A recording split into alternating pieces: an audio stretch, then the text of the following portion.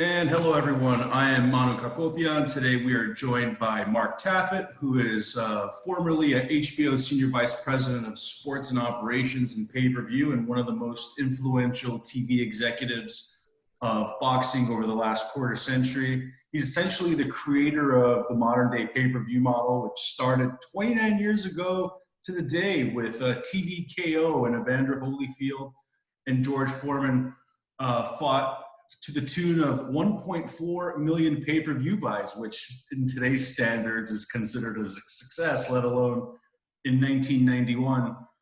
During Marc's tenure, I have the numbers here in front of me. He oversaw over 190 pay-per-view events, generating 65 million pay-per-view buys and a staggering 3.6 billion in pay-per-view revenue. And nowadays, the New Jersey Boxing Hall of Fame inductee manages fighters, most notably with Clarissa Shields. Marc, that was a lot of financial numbers to get through. Did I get everything correct? You did really well. And you know what that makes me? Old.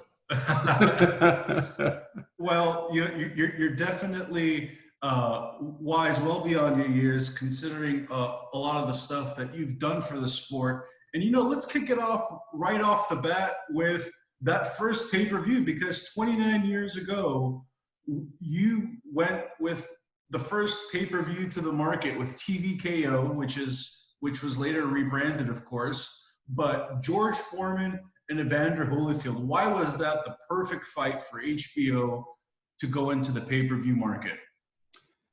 First, thanks very much for having me participate in this today. It's a pleasure, particularly during this time. It's great to have good, productive, meaningful activities like this. So I started at HBO back in 1984. And I went there following a year and a half at General Foods, where I worked in the Bird's Eye Frozen Foods division on new product development. So I used to make peas and carrots and broccoli, put them in bags, and sell them in combinations in supermarkets. I left General Foods because I basically on Saturday nights would go to the A&P, stand in aisle 7 and ask primarily women because they were the core market who were buying Bird's Eye vegetables, why they liked our corn or our peas. And it wasn't cocktail party conversation. And I needed something a little bit more stimulating. So I joined HBO in the finance department. And the CFO at the time was a young man, surely, named Jeff Bewkes, who became the chairman of Time Warner and was the latest chairman of Time Warner before the merger with AT&T.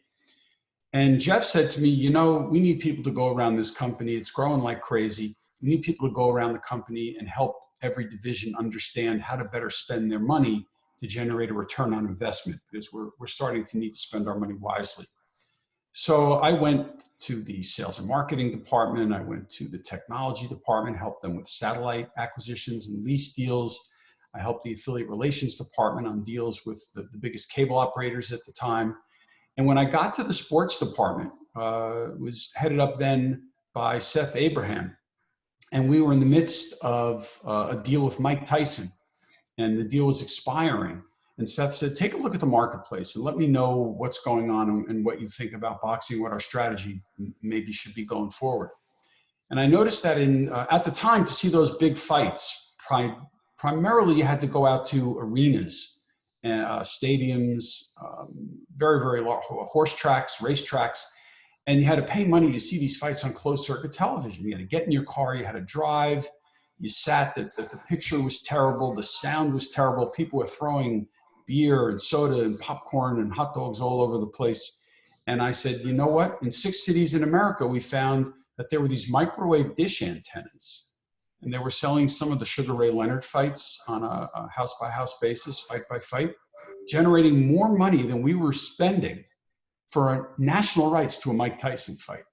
And I said, Seth, we got to get into this business. We're going to do pay-per-view.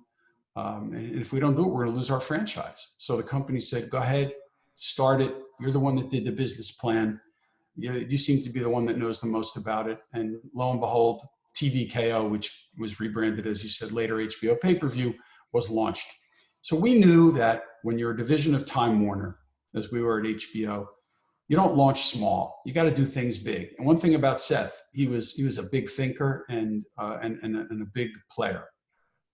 So we went to Dan Duva, may rest in peace, who was then a very, very successful promoter for the Main Events Company. Dan had signed most of the great athletes of the 1984 Olympic team, which included fighters like Pernell Whitaker, Virgil Hill, Meldrick Taylor, and Evander Holyfield. And Bob Arum, who was the promoter then of George Foreman, George, who had retired for over 10 years, became a minister, made that great comeback on those USA Tuesday night fights against a lot of tomato cans. And then Bob said, you know what? It's time for Big George to get serious. And George came back. And we said, you know, we're going to make a fight. It's really a dream matchup for the marketplace and great for pay-per-view, where you need stories and characters and caricatures. And George Foreman was quite a caricature and quite a character. At the time, 40 years old was considered very old for sports and boxing. And George said, I'm going to come back and I'm going to do it for the senior citizens. We made a deal with Evander Holyfield, George Foreman, Bob Arum, and Dan Duva to launch TVKO on April 19th, 1991 with Holyfield versus Foreman for the heavyweight championship of the world. Interestingly, the site for that fight was Trump Plaza in Atlantic City, headed up then, of course, by now president, then head of the Trump Corporation, Donald Trump. So I got to work with Donald, and we had some crazy times because that event was on, that event was then off, and then it came back on again. But when it took place and we signed up for the event, and we knew we had a big one, I had to run around the country and learn about pay-per-view. We'd never done it before. So I visited for months on end. I visited cable operators and said, what are we going to do? How are we going to sell this fight? We paid, I believe it was about $34 million for the rights to that fight, which was 10 times what we had paid for the biggest Mike Tyson fight. That's how much we were paying to launch TVKO. And I was responsible for the profit and loss on the event, so I was very concerned. When I went to visit cable operators, most of them said, look, the only programming that we have that would go through these boxes that you need for pay-per-view is a pay-per-view event. Our services like HBO, Cinemax, Showtime, Movie Channel, they all go through traps, which are put on telephone poles by installers who used to climb up the poles and put a trap to either allow the pay TV signal to go through or to stop a signal from going through, depending on which end, positive or negative technology they used. I was astounded. I said, wait a minute, we just paid $34 million for a fight that's supposed to take place in about 4 months. And you're telling me that you don't have boxes? And they said, we have boxes. They basically had boxes for about 10% of the cable subscribers in the country. I said, oh my God. So how do people do this? They said, oh, they come on Friday. They put down a $50 deposit. They line up around the building. They used to literally make lines many times around the building, take a box on Friday, and return it on Monday, get their $50 back. I said, oh my God. So I did a projection that said we were going to do about 100,000 pay-per-view buys and lose a fortune. I remember talking to Seth about it and to Dan Duva and Bob Arum, and I remember Arum saying to me, you guys are going to close before you open. What is this? You got to fix this. You better do something. So I got Seth's approval and I started to run around the country and say to the operators, what do we need to do to get you to put a lot of boxes in place quickly and invest in this hardware? And they said, we need a regular flow of programming. So we created the TVKO monthly fight, made a commitment to 2 years of once a month pay-per-view fights, which would have occasional mega fights like we were launching with Holyfield and Foreman, and then smaller monthly fights. Like in May, we did James Toney against Michael Nunn for $19.95 as opposed to the $34.95 we were then charging for Holyfield-Foreman. Anyway, by the time we launched, we had gone from 2 or 3 million boxes to almost 16 million boxes around the country. And that allowed us to do 1.4 million buys that night and generate $53 million. And for all intents and purposes, that was considered the night that pay-per-view was born. And it led to the 25 years of events that generated hundreds of millions of dollars a year, many, many billions of dollars, and 50 or 60 million pay-per-view buys during my career with many of the greatest fighters in history. So let me get this right. You went from sweating bullets, thinking this event was going to be a massive failure due to the technological limitations that you were dealing with. But what's happening is 1.4 million people were lining out the door like it was a Costco today trying to get that. Yeah. Is that what happened? I'll tell you, we had no idea how many buys we were going to do. No idea at all. And when on Monday morning, when I called the cable operators and said, so how'd you do? And they said, we're still counting numbers, but let me tell you, we never saw anything like this before. And I said, great, what does that mean? And it took a little bit of time till we could figure out, but it was clear that we were going to do over 1 million buys. And within about a week or two, we knew we had 1.4 million buys that we would be paid on. We were ecstatic. We didn't know what to do with ourselves.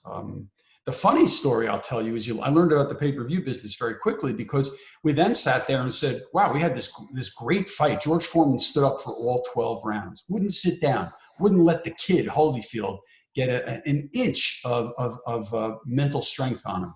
And I think Evander won about 7 or 8 of the 12 rounds, and very entertaining fight.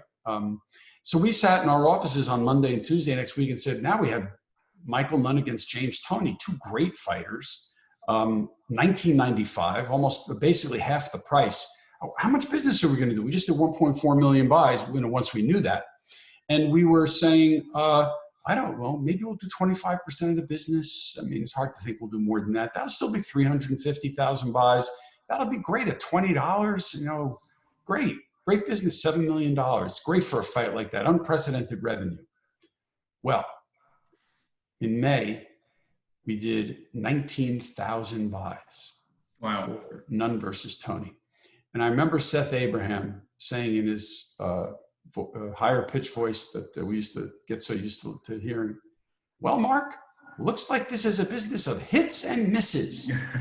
And that became a phrase I used for 25 years, hits and misses. And we learned that in pay-per-view, you either had an event that people would call friends, neighbors, and family members over like a Super Bowl to gather and watch, or you didn't. If you had an event that one person was going to watch by themselves, which still meant great fights, but they were watching them alone, they weren't paying $35 for those events, even $20 back then. Yeah. So we recalibrated our business plan. The second fight we did was we scheduled the fight in November of 1991. We were scheduled to do Evander Holyfield versus Mike Tyson in November of 1991.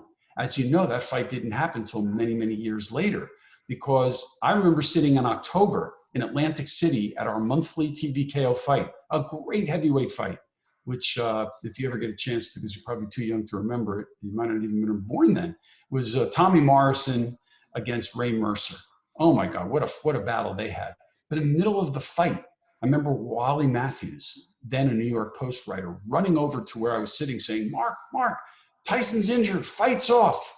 And the fight got postponed. And then Mike, during the postponement time while he was healing, went to Indianapolis. And the rest is history. So the fight didn't happen for many years. So our next big pay-per-view fight actually became Evander Holyfield versus Larry Holmes. And we called it the Class of Champions. And we had Larry Holmes donning a cap and gown, and holding a pointer and pointing out how he was going to beat Evander Holyfield, showing, stopping video and showing what he meant to show as Evander's flaws. Of course, Evander went on to win that fight as well. That's an amazing anecdote. The fact that, you had such an amazing debut and then going from the penthouse to the outhouse with 19,000 pay-per-view buys the following show. I mean, you mentioned if I was young enough, my formative years were throughout the 90s. I'm an 80s baby, but, I vividly remember those family gatherings where we would all huddle, and where my introduction to boxing came into place. I vividly remember watching those Bo Holyfield fights and Cesar Chavez fights. And Yes. that is what a lot of the nostalgia that it's actually being played on right now, the fact Hmm. no live boxing. But going back on your nostalgia, I mean, your career at HBO is essentially bookended by two of the biggest bouts in boxing history, with obviously Hmm. Holyfield-Foreman one being that kickoff pay-per-view, and then the unprecedented one with Manny Pacquiao and Floyd Mayweather. You left Yeah. at the end of 2015, and obviously that was the what is still considered the most lucrative pay-per-view Yes. boxing match and combat sports fight of all time. For those who don't know, why did you leave HBO? You kind of jumped off the boat before it sank. Yeah, well, a lot of stories. By the way, remind me to talk about the Mayweather Pacquiao fight. There's a great anecdote there also that I think people would love to hear. Uh-huh. So I had a magnificent career at HBO. I was blessed. I never called it work. I went from New Jersey to New York over 11,200 days. And there wasn't one trip, no matter how long it took, no matter what the traffic was, that I didn't mind. And I couldn't wait to get to the office. And I did a lot of work at home as well. It was, for a sports fan, I used to pinch myself. As a kid, I never would have imagined being able to work on 190 of the biggest events of a quarter century with the fighters I worked with. Which, by the way, I was so fortunate. I started out in the era of great heavyweights with Holyfield-Foreman, Riddick Bowe, Mike Tyson, Lennox Lewis. I then went through the era of Oscar De La Hoya, Tito Trinidad, Fernando Vargas, Miguel Cotto, Ike Corte, some of those the great matchups that took place in those divisions. Then moved into the era of two other young kids who came into the sport, Floyd Mayweather and Manny Pacquiao. And I did 25 fights with each of them. And eventually to Canelo Alvarez, Gennady Golovkin, and Andre Ward. So just a magnificent fun under the guise of work. I couldn't believe they paid me well to do it. But it was very hard. I mean, I worked 18 to 20-hour days, many days throughout my career. And I had a lot of energy. I was blessed by my mother and father, who were both very hard workers, working in the restaurant business, and they gave me a lot of energy. And I had a lot of passion for what I did. And I worked with people like Bob Arum, Don King, Dan Duva, Lou DiBella, Seth Abraham. We all had great energy, and sleep was not something any of us did well. We didn't like to dream. We liked to just make reality. And we were able to make a lot of people's dreams come to reality. But as we got into toward 2015, I saw that, and I was starting to get on in my years, not only in my career, but also in age. And I realized you only have a certain number of years that you can really do what you want with the energy and passion you want. And I said, I've done so much. I've been so fortunate. Maybe there's another chapter here. There should be another chapter. And I probably could have decided that even years earlier. But I tell you, I had so much fun. It was such a tough thing to say, okay, let's move on. But as I approached 2015, and I saw that we were in another brand new era, and it was going to take a number of years to build the next era of great fighters, I said, you know what? Good for somebody else to be working on that. Time for a change, time for me to get into something else. And I also really felt that while I did 190 fights over 25 years of great commerce, I really wanted to do something, even if it were in boxing, that was more meaningful. And to me, more meaningful was going on the other side of the table and helping athletes who had dreams, who wanted them to come true, athletes who deserved leadership and guidance, which many of them didn't have. And I said, let me give back a little and help some of these athletes. So I started to manage fighters, and that's how I met Clarissa Shields. And it's something that's given me great satisfaction because the young athletes love it. They want to learn quickly. They have great skills in the ring. They want to learn everything outside the ring that I learned in my 25 years at HBO Sports. And there's nothing I love more than talking to the athletes about it and really being able to make an impact on their lives and careers. You mentioned Clarissa Shields. She has close ties with Showtime. All of her fights are predominantly there. with you and your pay-per-view background, is it fair to say we might see Clarissa Shields' next fight on pay-per-view against some lady named Layla Ali? Is that possible? Well, let me say this. So Clarissa is a very, very special athlete. She's not once in a decade or even once in a century. She's once in a lifetime. The only other fighter that I think of when I think of Clarissa Shields is from my career, my era of 25 years at HBO, was Floyd Mayweather. I think Clarissa is that good. I think she's levels above every other female fighter today. And I do think she's the greatest female fighter of all time. Now, of course, people say, I'm jaded, I'm her manager. But one of the reasons I worked with Clarissa and really stalked her until she said, okay, work with me, was because I could see what her potential was to change the game. And I said, wow, if we could change women's boxing and women's sports, and I can help this young woman achieve her full potential, which really is a game changer in sports like Billie Jean King was, then that's something I want to do.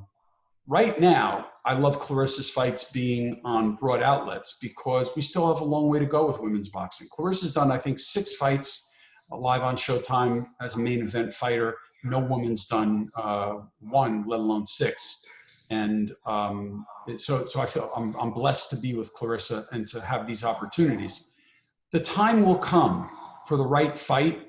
Layla Ali, if she and Clarissa fought, I think that would be one of those fights that could be the first really significant female pay-per-view fight, all-female pay-per-view fight.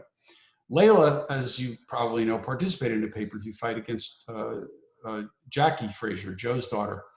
And they did about 100,000 buys. And there are a lot of reasons. The fight should have done much more business. But, people think pay-per-view is easy, and then they get into it and they do it. And only with 20/20 hindsight did they learn how difficult it is to convince people that they should stay home in a large group, invite people over, spend good money that they work hard for to watch a boxing match. But I believe Clarissa and Layla, marketed appropriately and publicized appropriately, like my background would enable us to do, could be a very significant event. So if she fights Layla, if Layla will step up to the challenge, which still has to be proven, and we would love to do that fight. Clarissa would do that fight in a minute. I could make that deal in a day.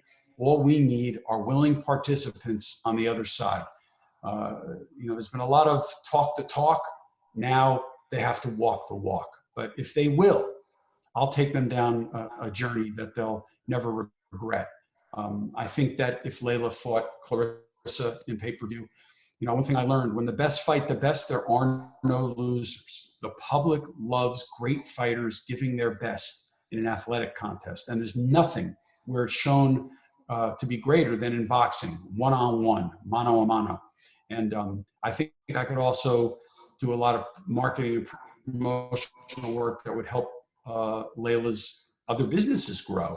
And it would be my pleasure and a great honor to work with her and to have Clarissa Shields and Layla Ali be not only the biggest female pay-per-view fight, but I think I could help get it to be one of the big pay-per-view fights, period. So hopefully they'll step up. You have to take a risk to go on pay-per-view because the public pays you, networks don't pay you. And you have to be very confident about your ability to motivate the public to gather and pay to generate your money. Clarissa Shields has that confidence, and she wants to be a game changer and do the first big pay-per-view fight between 2 women. Layla can do the same. I hope she and her team will agree to engage in significant conversations. We would love to bring that fight to the public. It sounds like deja vu all over again. You were just saying you had the 40-year-old George Foreman and the up-and-coming Evander Holyfield, and now the tables and roles have turned where it's the same with Shields and Ali. Look, by the way, one of the things Layla's over 40 years of age. She's busy in doing great work in her business or private enterprise. It's a big commitment to come back. We recognize that. I understand and respect that greatly. It would take a while for her, I'm sure a good 6-month training period. We respect that. We wouldn't want her in the ring unless we knew she was at her best, mentally and physically. And that does take some time and take some training and some real sparring. We would be, and I particularly would be extremely supportive and extremely helpful in that process. And we would make sure that the best Layla Ali of today fought the best Clarissa Shields of today, so that the public knew they were getting the best fight possible. You mentioned, the aspirations of a pay-per-view. How many buys do you think that would do if you were to wear your prognosticator hat? Well, if I learned a long time ago not to prognosticate very quietly. And in fact, just to look in the mirror, not to really look beyond that. So I'm looking in the screen right now and you don't look like me, so I can't tell you. And it actually works against the negotiations, because first of all, you set the bar high. And when you set the bar too high with the media, you set yourself up for a failure of not meeting expectations. And you can do extremely well, but still fall below lofty expectations, which I wouldn't want to do. And the second thing is, I don't want to raise the stakes too high in the negotiations, because sometimes the best fights don't get made when people just say, well, I want to be guaranteed this amount of money. And that's not the way the pay-per-view works. So suffice it to say that Layla and Clarissa would each make more than they've ever made, probably more than they've dreamed of making, and surely more than they would probably sit down and negotiate for. The fight would be very lucrative, and it would be my pleasure to help earn that money for both of them. And the other thing is, when fighters aren't guaranteed money, when they know they get paid according to how much they convince the public to buy the fight and watch it, they work hard. You get the best of them promotionally. That's what the public would deserve. So I like to do deals like that.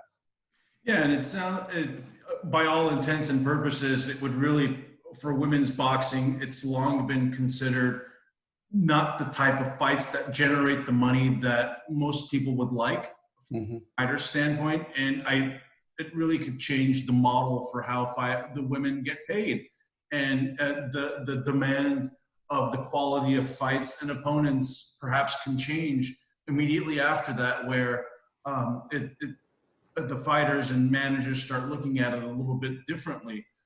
Do you think, with that said, by all likelihood, you've done a temperature check? Obviously, Layla Ali, a couple of months ago, she went to the forefront on ESPN and said she would consider that.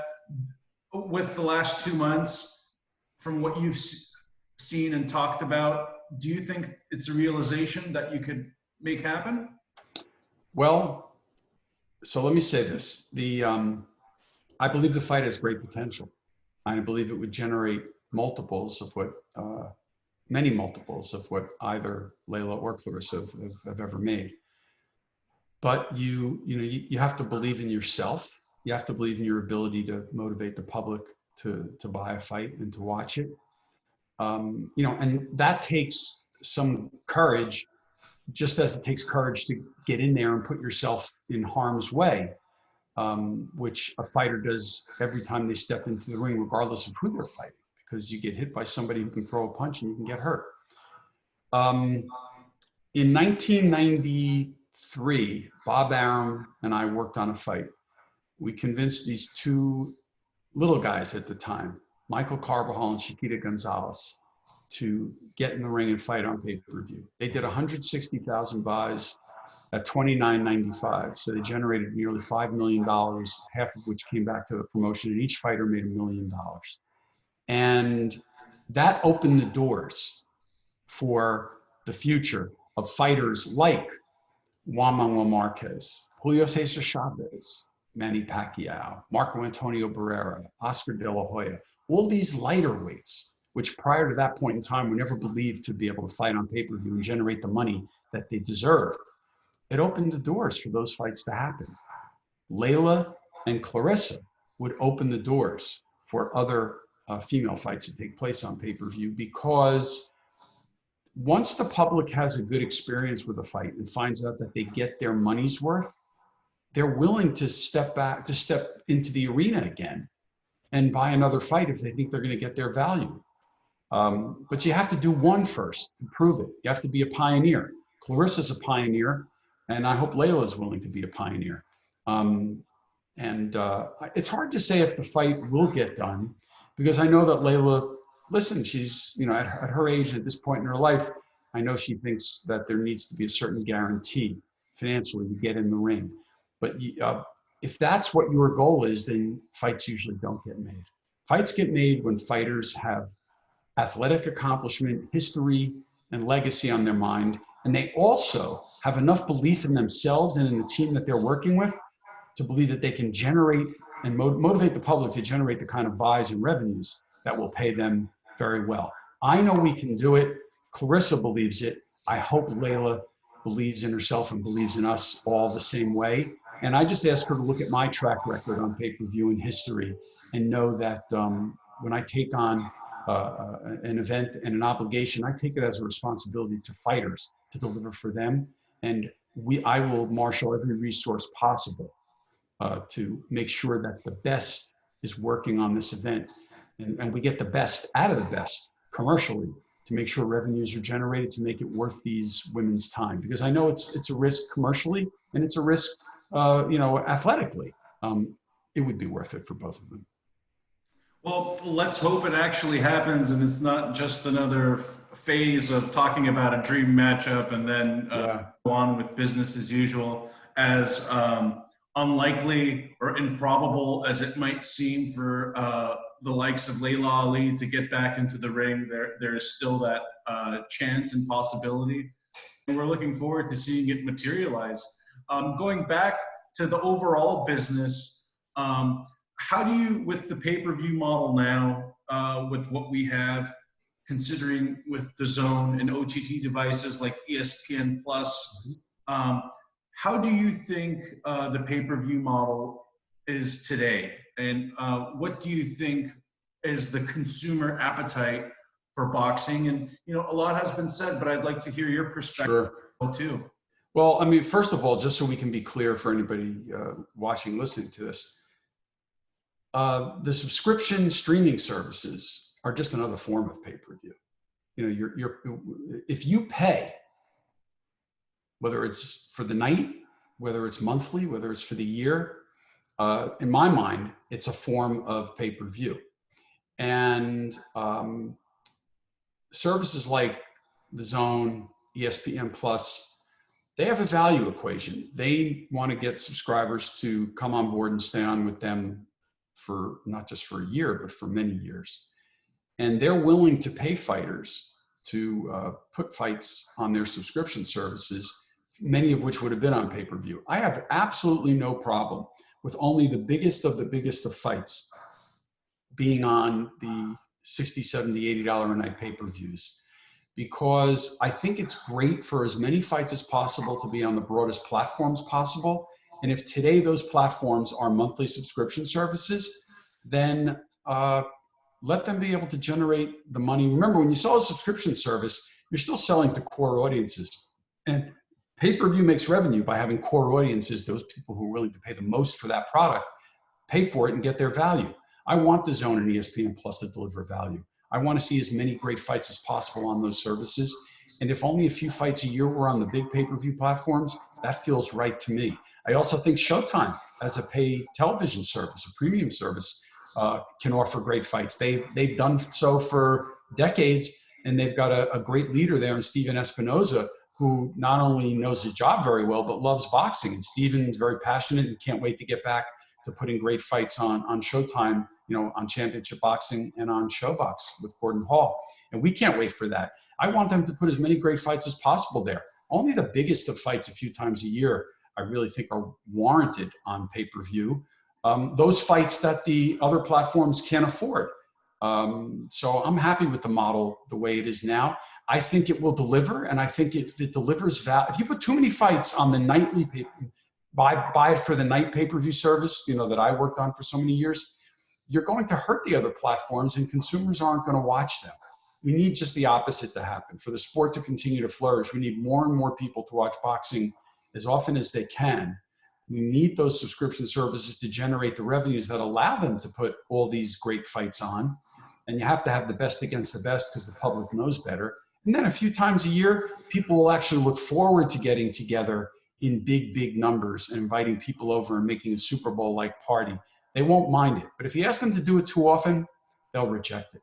Do you think, considering the current global climate with the pandemic that we're dealing with, and the financial crisis that the United States is going through, especially with unemployment and people being tight on their money and reevaluating their spending habits, do you think that boxing should, inch with caution by bringing another pay-per-view, let's say within a 3 to 6 month time frame after everything comes back to normal? Do you think that would be a wise? There's a lot of things that go into the psychology of pay-per-view from the consumer's standpoint. As I said, in general, when you're in tough economic times, what I used to do when I was at HBO, when I knew we were in a rough economic cycle, I wanted fans to have value. I was thrilled to knock on the wall, to my colleague on the other side of the wall who dealt with the HBO monthly subscription service programming, whether it was Lou DiBella or later Kerry Davis, and have as many fights as possible go there, because we wanted fans to see the fights and enjoy boxing and feel good about it. But I also know this.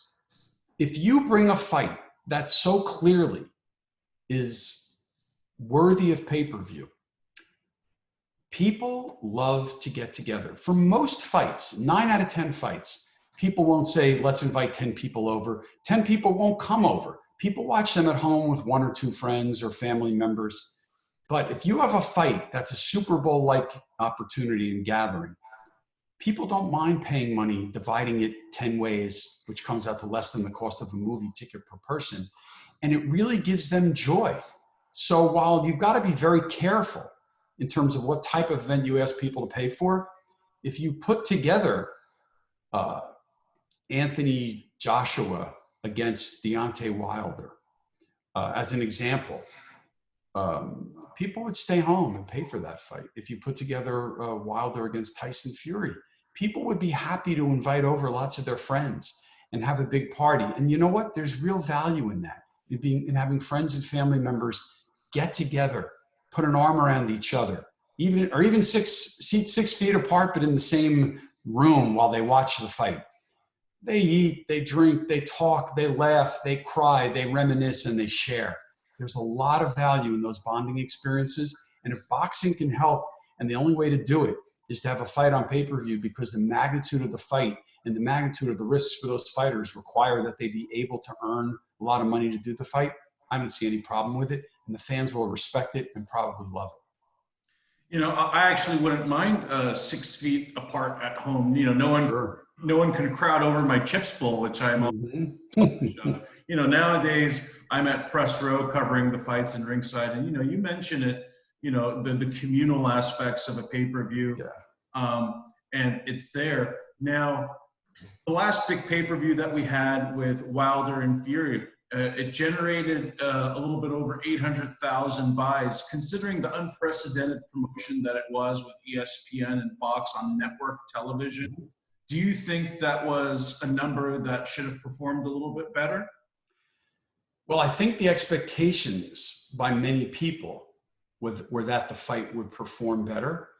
And it was yet another great reminder about the importance of the sport being available broadly, and the importance of the athletes being able to show who they are, not just as athletes, but as people. They have to be able to show themselves to the fans and the consumers on broad platforms. That's what it takes. And it just showed me that even with those fighters who in the boxing community generate incredible interest and passion among fans, I know, for example, I always talk about, quote unquote, my brothers. I have 2 brothers. And whenever I wanted to know if a pay-per-view fight was going to do 1.5 million or more buys, I would call my brothers and say, hey, you guys going to watch the fight Saturday?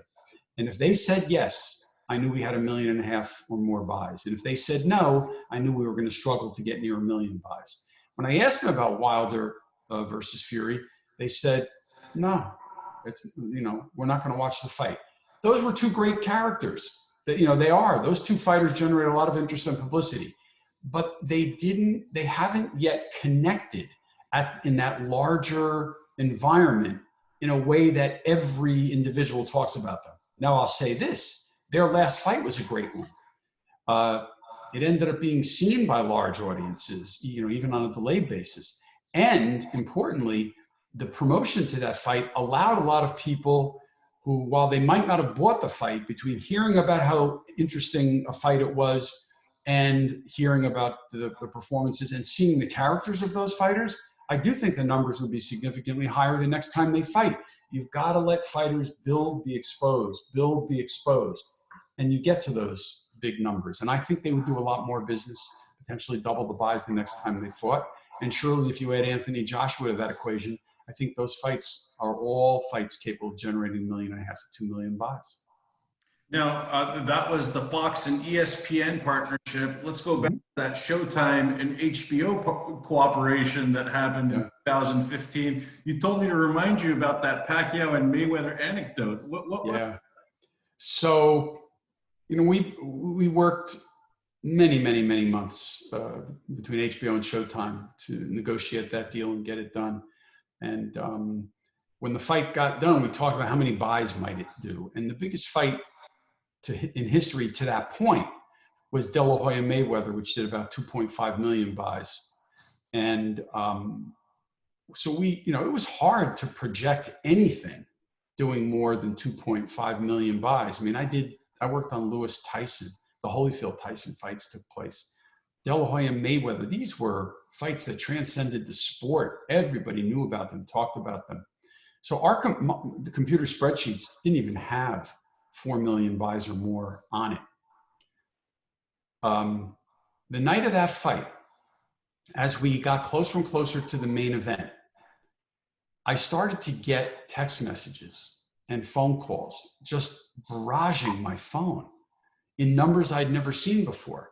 And what I was seeing was people I knew in the cable, satellite, and telco industries, big pay-per-view companies, big distributors saying, we got a problem. We can't take the orders. They're not going through. Our systems are backed up.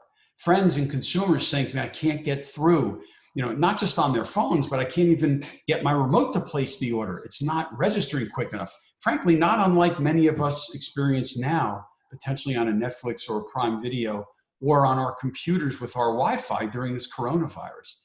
Every system has its traffic flow and its bandwidth.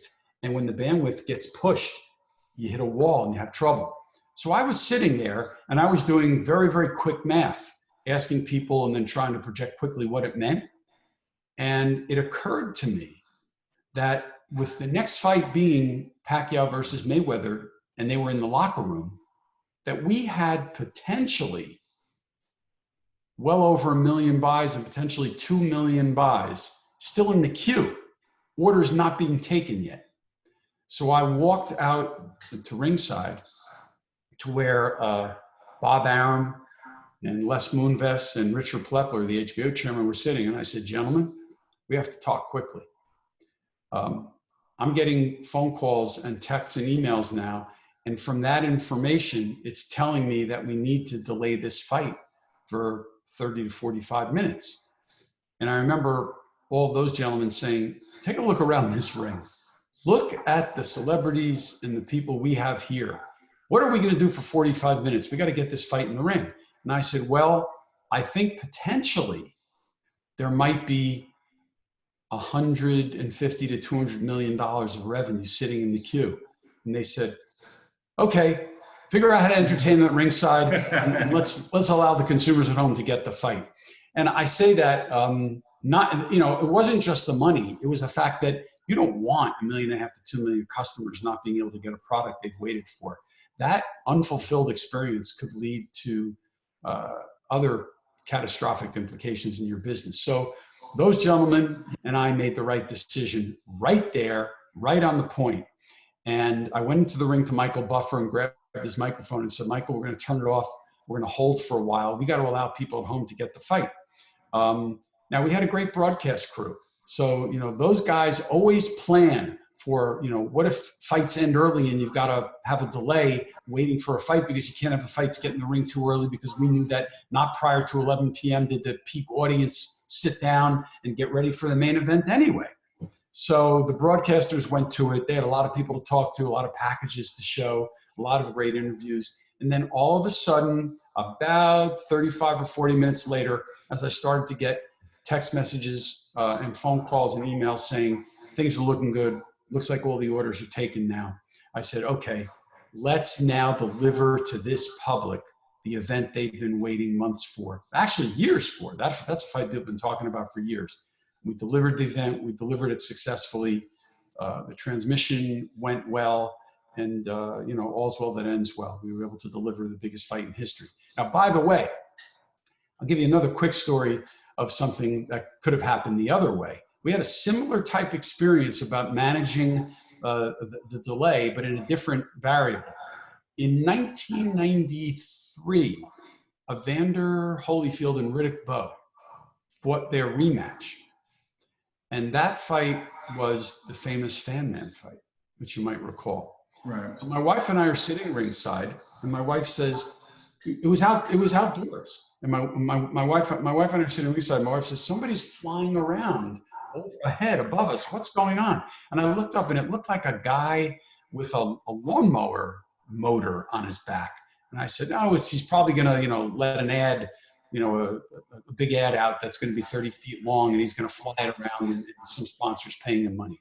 And all of a sudden, my wife says, he's getting closer. He's getting closer. Look, next thing you know, the guy comes crashing through the ring canopy, the large outdoor ring canopy, gets caught up in the ropes. We have to stop the fight. Now, in those days, we used to take the satellite until 1 a.m. And at 1 a.m., the satellite would go off, and that would be the end of the pay-per-view telecast. And there was a delay at ringside because we had to wrap the fighters. It was chilly that night. We had to clear the ring. We had people thought that he was attacking celebrities at ringside. We had to, resecure the ringside in the arena. And all of a sudden, I started to calculate, wait a minute, look at the delay. If this delay goes on, I think the delay occurred during round 6. And I calculated at a particular point in time that if we didn't get the fight back on within like 7 or 8 minutes, we were going to be off the satellite if it went the distance. So I ran to Dan Duva at ringside and said, Dan, we got to get this fight on. And I told him what was going to happen. And we knew we had over 1 million buys. And that meant that, there was $40 million of revenue sitting there that wasn't going to be paid if that fight ended after we were off the satellite.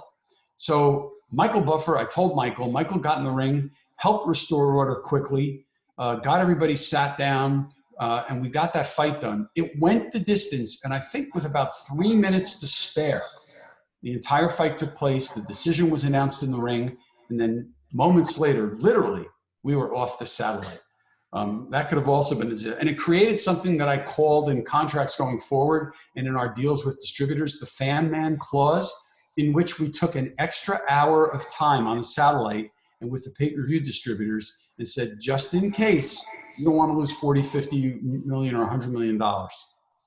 Yeah, I mean, just look at the most biggest events sometimes bring the most unexpected scenarios. I mean, the Super Bowl, the lights go out, you never know what catastrophic crisis management from a TV perspective. You learn what crisis management is today when you see how our first responders and medical community are dealing with the coronavirus. But from a business perspective, those were tough times, and you had to be able to deal with it on the spot and make quick and big decisions. And luckily, they all worked out. Absolutely. And I couldn't let you go without noticing that statue behind you, in Los Angeles. And there's something very similar out in front in Staples Center. Yes. Those who might not know, well, who is that statue? Yeah, that's great, the Staples Center story. So that statue is a statue of Oscar De La Hoya. It's a bronze statue. Oscar had a wonderful sculptor many, many years ago. The sculptor was commissioned, and I think about 10 or 12 of those bronze statues were made. And Oscar had them all. And for certain special circumstances or events, Oscar gave them to people that were close to him and did something in his mind meaningful. So I worked with Oscar De La Hoya beginning in 1993. Every one of his pay-per-view fights were on HBO pay-per-view or TVKO, the predecessor to HBO pay-per-view. I think I worked on 22 or 23 pay-per-view fights with Oscar. There were most of the greatest moments of my career, and I learned about the business with Oscar. Oscar learned about the business with me. We grew the business of pay-per-view together. And for my 50th birthday, Oscar, we were together and at a press conference out in Los Angeles, and Oscar and Richard Schaefer presented me with that statue. And it meant a lot to me because I said I knew that he only had 10 or 12 of them.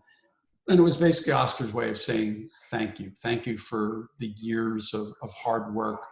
And it was his way of saying that I helped do things that were meaningful to him in his life and his career.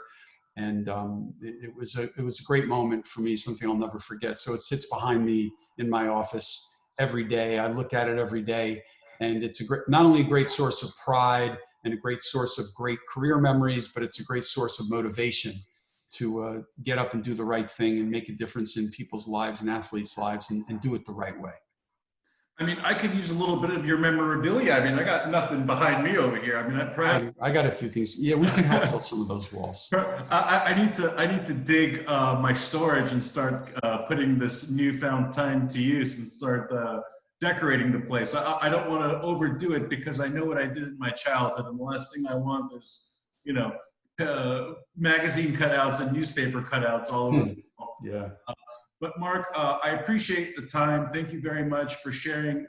My pleasure. Some old stories that I'm sure is of a big interest to boxing fans, and continuing to build the story with Claressa Shields and her future. I know you manage a lot of other up-and-coming fighters and as well, and looking forward to seeing how you shape the future of those stars and the sport moving forward. So thank you very much for your time, and looking forward to seeing you at the next fight. Thank you very much. My pleasure, and I look forward to doing it again. Absolutely, Marc. Thank you much. Bye-bye.